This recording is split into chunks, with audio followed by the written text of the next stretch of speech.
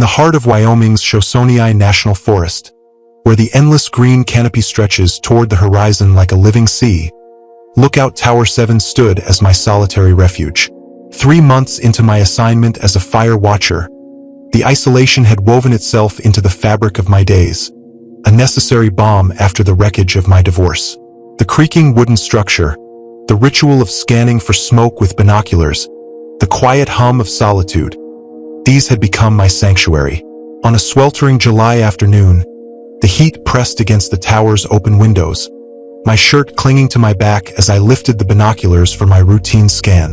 The date was July 15th, 2025, and the clock read 2:47 p.m., a moment that would unravel into a descent I could scarcely comprehend. Little did I know, this day would mark the beginning of a cycle that would trap me in a nightmare of repetition, where the boundaries of reality would blur, and the forest itself would turn against me. I muttered to myself as I logged the clear quadrants in my notebook, my voice a soft echo in the stillness. The routine was second nature. Wake at dawn, check weather conditions, update maps, scan the horizon, and repeat until sunset. Hikers occasionally dotted the main trail below, but visitors rarely ventured this deep into the backcountry, preferring the scenic routes near the park entrance. The radio, my lifeline to the outside world, crackled suddenly, shattering the peace. Startled, I nearly toppled my coffee mug, the hot liquid sloshing onto the desk. Static hissed through the speaker before a voice broke through. Distorted, urgent, calling my name. Alan Peterson. I grabbed the handset, my pulse quickening. This is Tower 7. Go ahead. Danger coming? The voice rasped, barely audible over the interference. Not what seems. Repeat your message. I can't understand you. More static swallowed the reply, then a chilling fragment. They're coming. Prepare. The transmission dissolved into noise, leaving me gripping the handset in confusion. I switched channels, adjusted frequencies, but the airwaves remained empty. The message lacked protocol, no identification, no call sign. Yet it knew my name, a detail reserved for headquarters and the network of watchtowers. A prickle of unease crept up my spine. Reaching for the satellite phone, I dialed Shosonyi Forestry Services. A woman's voice answered, calm and professional. This is Alan Peterson at Tower 7. I just received an unusual radio transmission. Has anyone reported similar interference? She paused. Negative, Tower 7. All stations reported normal communications at the last check-in. What kind of interference? I hesitated, wary of sounding paranoid. Someone called me by name, mentioned something about danger. The signal was weak, broke up. Could be a prank from the registry. Her response was measured. I'll alert the other towers to report any unusual transmissions. Probably just hikers with a radio. Unless you need immediate assistance. No, I'm fine. Just checking, I said, hanging up. I contacted the nearest towers. Both reported clear skies and no odd activity. By evening, I convinced myself it was a misdirected signal or a seasonal worker's jest. These towers, after all, were notorious for pranks among board staff. That night, sleep eluded me. The tower creaked unnaturally, as if straining against a wind that didn't exist. Twice, I rose to check the supports, finding nothing amiss. Around 3 a.m., a faint sound of footsteps echoed up the stairs. I grabbed my flashlight, heart pounding, but the stairwell was empty. Morning light chased away the unease, and I brewed coffee, settling into my chair for the day's first scan. The forest bathed in golden sunlight seemed peaceful, yet a subtle wrongness lingered. Weather reports on my computer predicted clear skies for 5 days, but to the northwest, dark clouds boiled over the distant mountains. Unnatural, too rapid to be natural weather. By midday, my satellite phone showed no service. A first, even during storms. I tapped it against my palm, muttering, "Great. At least the radio still works for emergencies." Around 4 p.m., movement caught my eye in Sector 6. Through the binoculars, a figure emerged in a clearing 2 miles out, moving with purpose through dense forest, bypassing established trails. Most visitors approached from the south. This one cut westward through terrain rangers avoided. I tracked them for 20 minutes. Efficient, deliberate, yet their gait felt off, too fluid, too direct. Protocol demanded I assist potential distress, despite the radio warning gnawing at me. I gathered medical supplies, water, and prepared the guest cot. As the figure ascended the path, the sky darkened prematurely, the strange clouds rolling in faster than any natural system I'd witnessed, turning late afternoon to early evening. I switched on the exterior lights, illuminating the trail. Through the binoculars, I saw a man, average height, hiking clothes oddly clean for bushwhacking, no backpack. My hand hovered over the radio to report, but instinct held me back. The timing, the approach, the prickle at my neck, all screamed caution. I checked my hunting knife in its sheath and watched from the top of the stairs as he climbed the final stretch. The tower creaked again, an unnatural sound mirroring the previous night, as if responding to his presence. Night fell rapidly. 3 sharp knocks rattled the door. I took a deep breath and opened it. "Hello there," I said, forcing neutrality. "You're a long way from any trail." The man stood unsteadily, clothes dirty yet deliberate, face smudged but skin oddly fresh. "Got lost," he rasped. "Been wandering for days." I stepped back, inviting him in while keeping distance. "Come in. You must be exhausted." He moved too smoothly for someone claiming days of exposure, his eyes darting around, lingering on my equipment. "I'm Alan, the fire watcher for this sector. Let me get you some water." He nodded silently, his focus creeping. I handed him a bottle. He wetted his lips without drinking. "How long have you been out there?" 4 days, maybe 5. Lost track of time. No cracked lips, no sunburn, no dehydration. His stubble suggested a day's growth at most. "You're in pretty good shape for that long. What's your name?" He paused. "Miller. John Miller." The hesitation felt rehearsed. I gestured to protein bars and dried fruit. "Hungry?" "Not really," he said, his attention shifting to my radio. "That working? Sometimes spotty, but reliable enough." I moved toward it, watching his reaction. "I should call this in. Headquarters can arrange transport." His face hardened. "No need. I'll be on my way at first light."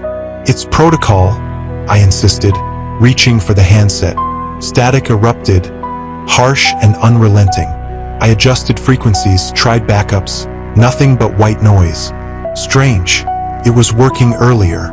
Miller smiled oddly. "Interference. Happens in these mountains."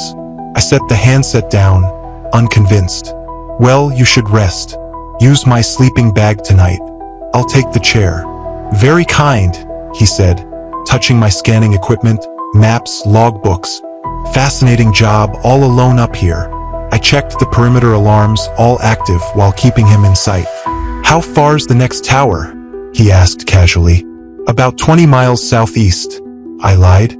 It was 12 miles northeast. He nodded, then mentioned closed towers after a big fire. "I wouldn't know much about those. I've only been here 3 months." "But you've seen the records?" he pressed, gesturing to my file cabinet. "Tower 12. My alarm spiked. Tower 12 wasn't public knowledge. "You should rest. We'll talk more in the morning." He stared, then nodded. "Yes, morning. Though we don't have much time." I spent hours pretending to work, watching him. He lay on the sleeping bag but never closed his eyes, his creepy smile fixed on me. At 11 p.m., I announced a night scan. "I'll rest in my quarters," I said, locking the door behind me. Exhaustion tugged, but I stayed awake, knife against my chest, listening to his pacing. Midnight passed. A soft scratching, metal against metal, jerked me alert. Through the crack, I saw his shadow, a paperclip working the lock. I yanked the door open. He stood there, smiling unnaturally wide. My gun cabinet open, padlock broken. "What the hell are you doing?" I demanded, knife ready. His smile widened, teeth too white. "You're not ready yet, but you will be. They're coming soon." The lights flickered, then plunged into darkness. I lunged, but he vanished. Emergency lights cast a red glow. The tower was empty, stairwell deserted, door locked.